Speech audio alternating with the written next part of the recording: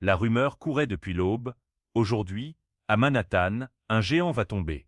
Elle se faufilait entre les parapluies fermés, coulait le long des trottoirs encore perlés de la pluie de la veille, montait en volute avec la vapeur des gobelets de café brûlants. Sur Foley Square, devant le United States District Court, les trépieds poussaient comme des mâts, les boîtiers cliquetaient, les visages des reporters brillaient d'une hâte carnivore. Les micros se dressaient, bec affamé, prêts à happer la première phrase qui saignerait. Dans la file de sécurité, les ceintures tintinaboulaient, les poches se vidaient, les vestons se déboutonnaient. Des cravates épaisses, des chaussures vernies qui martelaient la moquette d'un pas sûr, une odeur de cuir neuf et d'assurance. À l'intérieur, l'air avait la densité d'un orage qu'on n'ose pas nommer. Tout semblait chargé, les regards, les respirations, jusqu'au craquement du bois des bancs. Douglas Walker entra, seul, sa silhouette mince, encadrée par 2 colonnes, semblait hésiter une fraction avant d'engloutir la salle. On aurait dit qu'il s'avançait sans navire dans une mer grise. Son avocat, Wexler, celui dont le nom était devenu un verbe dans les couloirs de la finance, se faire Wexleriser, n'était pas là. Nulle mallette, nulle épaule complice, rien. Écran noir. Au banc de la défense, un carton réserve de planté comme une ironie mal placée. Les photographes attrapèrent l'absurde absolu, un milliardaire sans avocat, face à une accusation de fraude à 30 millions. Manhattan venait d'être servi. On percevait presque le goût métallique de l'effondrement annoncé. Sur l'estrade, le juge Archer leva sa tête grise. Il posa ses lunettes sur l'arête de son nez avec l'exactitude d'un horloger, alignant le monde comme il aligne les mots. Affaire Walker contre États-Unis. Où est la défense? Le silence s'épaissit. On entendit le frottement d'une robe d'audience, le cliquetis nerveux d'un stylo, le raclement d'une gorge tout au fond, comme si la salle avait une trachée. Le greffier inspira, prêt à prononcer les mots qui rabattent des destins, ajournement, carence, quand une voix fendit la nappe des chuchottis comme une arête de lumière. Je vais le défendre. Les têtes pivotèrent d'un seul mouvement. On eut l'impression que la salle avait une nuque commune. Au fond, une jeune femme se tenait droite, tablier encore noué à la taille, dossier usé plaqué contre la poitrine. Une fine sueur perçait à la naissance de ses cheveux, mais ses yeux ne tremblaient pas. Une clarté nue, sans effet, comme une vérité qui se tient. « Qui êtes-vous » demanda Archer, sans ironie mais avec la précaution de ceux qui savent qu'un excès d'espoir peut tacher la toge. « Maya Johnson, votre honneur, je sollicite l'autorisation d'assister temporairement Monsieur Walker aujourd'hui, sous votre supervision directe. » Le ricanement partit des côtés, bas, poisseux, et éclata au milieu comme des bulles mauvaises. La femme de ménage veut plaider, maintenant, lança un spectateur trop fort, heureux d'avoir trouvé une blague facile. Lauren West, procureur en tailleur bleu nuit, consulta sa montre, l'air de compter les secondes gaspillées par le ridicule. Douglas pivota lentement vers Maya. Il lui servit ce regard qu'il réservait au directeur de filiale récalcitrant, celui qui réduit l'intruse à une poussière décorative. « Vous, grogna-t-il. Vous devriez être chez moi à nettoyer les plaintes, pas ici à jouer les avocats. » Maya ne baissa pas les yeux, on vit son souffle se caler, ses épaules se remonter, comme on réinstalle une colonne vertébrale. « Je ne suis pas avocate, c'est vrai. Mais je connais ce dossier. J'ai lu chaque contrat, chaque relevé, chaque déposition. J'ai étudié à Columbia. Je me suis arrêté en 2e année pour éponger les dettes. Depuis, je n'ai jamais cessé d'apprendre. Aujourd'hui, je suis la seule dans cette salle qui n'ait aucun intérêt à votre chute ou à votre ascension. Seulement la vérité. » Archer tapota 2 fois son stylo. Les 2 claquements sonnèrent comme 2 verrous qui cèdent. « Monsieur Walker, consentez-vous à ce que Mademoiselle Johnson parle en votre nom aujourd'hui, sous ma supervision stricte ?» Douglas hésita. Non pas qu'il eût peur, ses repères avaient bougé. L'absence de Wexler était un trou dans la coque. Il souffla, sans la quitter des yeux, « Faites de votre mieux. » Le marteau claqua. Les claviers cessèrent de respirer. La partie commença. Maya posa le dossier. Les pages cornées accrochaient la lumière. On voyait des annotations en couleur, des onglets, des post-it plantés comme des fanions. Pas de plaques dorées, pas de tailleur ciselé. Mais de la route dans chaque feuille. Elle effleura la première page, non pour s'assurer du papier, mais pour calmer sa main, puis, menton levé, elle parla. « Votre honneur, dit-elle, voix claire. Le 12 mars, l'entreprise de Monsieur Walker a reçu une proposition de révision d'Alter Holdings. L'accusation soutient que la version signée a été falsifiée par mon client. » Elle attrapa une page, la montra au banc.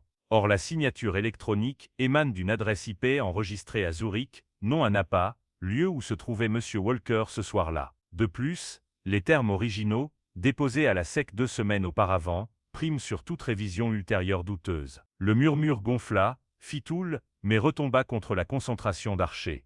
Loren West se redressa, l'âme froide. De la rhétorique, une défense improvisée, qui brandit des surligneurs, et de la logique, coupa Maya sans hausser la voix. Et des preuves. Le regard d'Archer accrocha la sienne. Poursuivez Mademoiselle Johnson. Cartographie du piège, métadonnées contradictoires entre la version Alter et les documents internes de Walker Tech. Stylistique juridique européenne, virgule, latinisme, références codifiées, étrangères au gabarit du cabinet new-yorkais historique de Walker. Horodatage qui se chevauche avec des connexions VPN depuis le New Jersey, poste de travail de Paul Temple, assistant personnel de Walker. Le silence qui suivit n'était pas vide. C'était un cadre où chaque pièce venait de trouver sa place. Archer inclina la tête. La cour fait une pause. J'ordonne la production des logs complets et des originaux sexés. Reprise demain, Mademoiselle Johnson, vous reviendrez. Le marteau frappa. Ce n'était pas une fin. C'était une convocation. Le soir, à Newark. Studio à la peinture un peu écaillée, table bancale, portable vieillissant, qui faisait un bruit d'avion au décollage. Maya relança une conférence d'éthique juridique d'un professeur de Columbia, l'un de ceux qui parlent bas et pensent fort. Elle prit des notes à la main, écriture légèrement penchée. C'était sa façon de fabriquer de la maîtrise. Elle compara les tics de style d'Alter au contrat historique de Walker, un anglais trop lisse, des coupes syntaxiques continentales, des virgules déplacées comme on déplace de l'argent sale d'une ligne à l'autre. À force de fixer l'anodin, la fraude apparaît. Le téléphone vibra, numéro masqué. Belle entrée, Miss Johnson, faites attention. Vous jouez avec le feu. La ligne coupa net. Maya reposa le téléphone face contre table, comme on décline un duel. Elle connaissait la peur chaude, loyer, frigo vide, trajet de nuit, qui vous colle et vous dilate. Celle-ci était froide, géométrique. Elle ne la rapétissa pas. Elle l'affûta, aube marbre et verrière. Le hall de l'immeuble de Douglas Walker digéra la silhouette de Maya, et la recracha en plus petite dans ses surfaces polies. Je ne vous ai pas convoqué, lâcha Walker, irrité, comme on claque une porte qu'on tient encore. Vous n'avez pas non plus convoqué Wexler, répondit-elle calmement. Alors j'ai convoqué la vérité. Question sans ruban, NAPA, conférence, signature à distance, qui préparait les dossiers, Paul Temple, froncement de sourcils, il a démissionné. Ou disparu, rectifia Maya, plane, Midtown, coworking bon marché, escalier sans ascenseur, porte entr'ouverte. Odeur de café brûlé.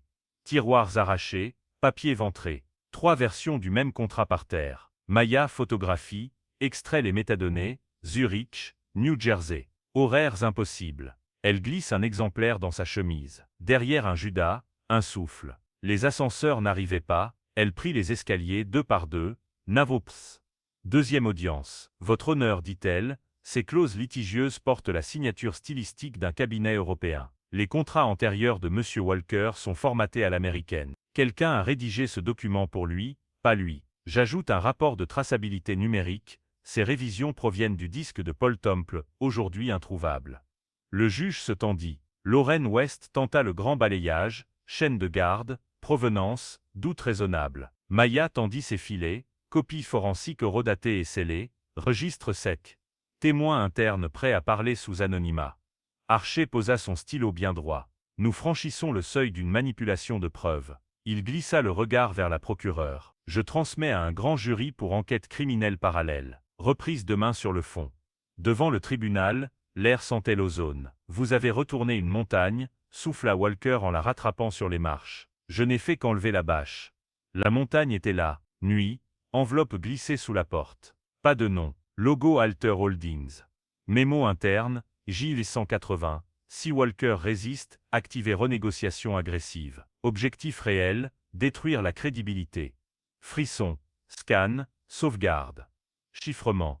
Dispersion à 3 relais, avocat pro bono, journaliste d'investigation, ami de Columbia Reggie. Si je tombe, la vérité marche sans moi. Dinaire qui ne ferme jamais. Reggie lui glissa un dossier taché de café. Tu veux la carte du feu avant qu'il se propage? Exactement. Martin Lille, conseiller juridique d'Alter, relié à une offshore spécialisée dans les pressions contractuelles. 2 lanceurs d'alerte, classés sans suite. L'un mort 6 mois après, accident. Maya ferma les yeux un instant. À la réouverture, la décision était là. Conférence de presse. Podium, drap noir tiré, caméra en mur Dieu. À droite de Maya, Douglas semblait avoir laissé sa cuirasse au vestiaire. « Je n'étais pas censé être ici », dit Maya sans emphase. « Je ne porte pas les bons costumes.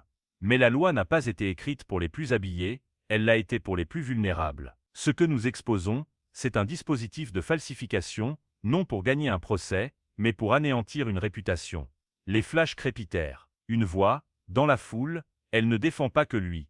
Elle défend tous ceux qu'on écrase sur papier. Le lendemain, Élise, ancienne analyste chez Alter, témoigna.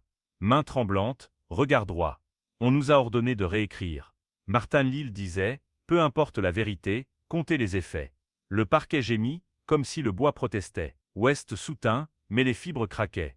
Archer superposa mentalement mes mots, log, témoignage. Puis posa la feuille, parfaitement alignée.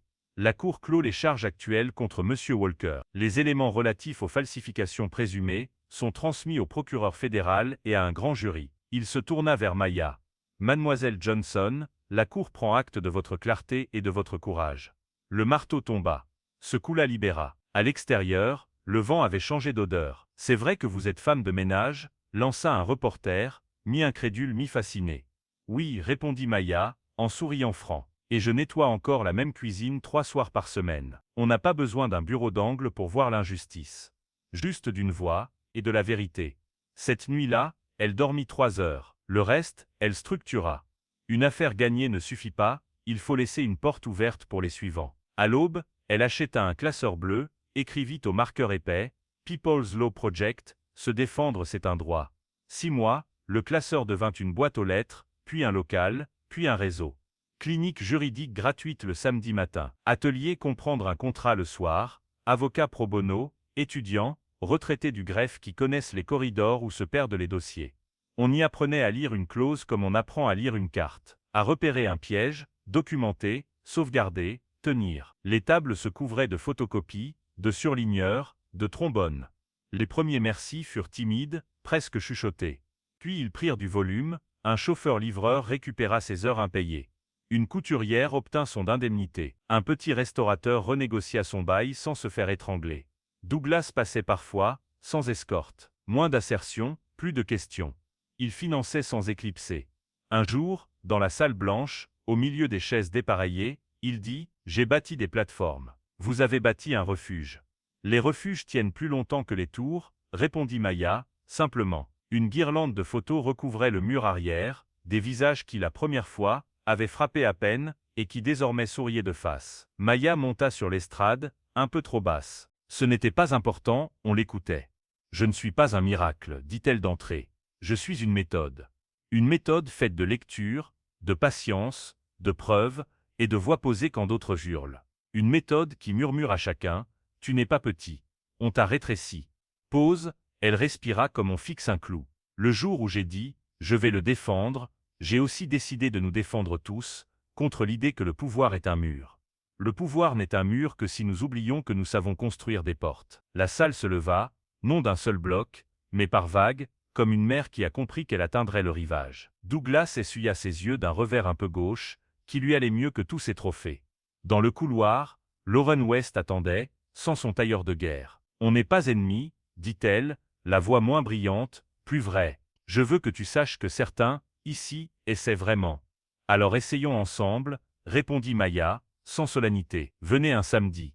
Expliquez ici ce que vous expliquez au juge. On a de la place. » Un sourire déplia quelque chose sur le visage de West. D'accord, dans la cuisine qu'elle continuait de faire briller, Maya essuya une dernière fois l'évier, rangea la bouteille bleue. Rituel. Elle accrocha son tablier.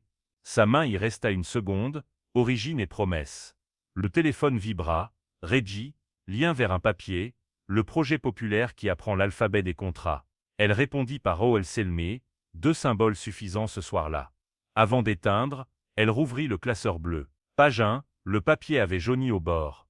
3 lignes, sa première charte, toujours demander les originaux. 2, sauvegarder avant de parler. 3, la vérité a besoin d'une bouche pour marcher. Elle ajouta un 4, au stylo noir, sans trembler. 4, quand ils disent, reste à ta place, regarde s'il n'y a pas une porte à construire. Elle sourit, elle éteignit la lumière et prit la grande avenue, celles où les néons promettent trop, et où, parfois, une voix basse gagne quand même. Parce que ce jour-là, à Manhattan, une femme sans diplôme ni statut a fait craquer un mur avec la précision de ses preuves, et le calme de sa conviction. Et parce que le monde, quand il consent à écouter, obéit encore à ceux qui parlent juste.